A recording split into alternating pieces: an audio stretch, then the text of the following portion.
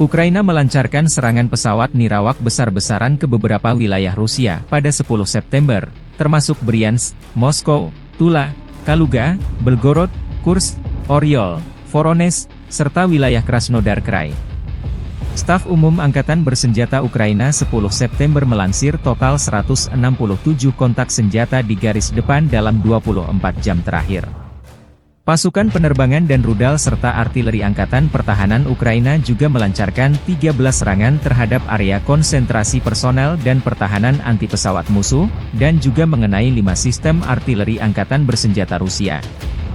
Terpisah, Kementerian Pertahanan Rusia mengklaim 144 pesawat nirawak Ukraina ditembak jatuh dalam semalam, yang berpotensi menjadikannya salah satu serangan terbesar sepanjang perang. Jumlah pesawat nirawak terbanyak 72 dilaporkan ditembak jatuh di Bryansk Oblast, diikuti oleh Moskow Oblast, 20, dan Kursk Oblast, 14.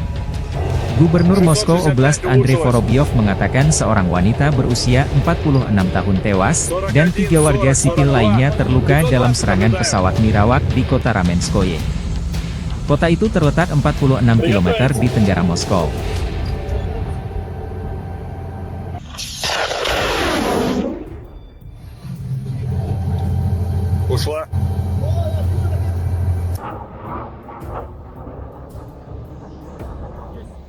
Download Tribun X sekarang, menghadirkan lokal menjadi Indonesia.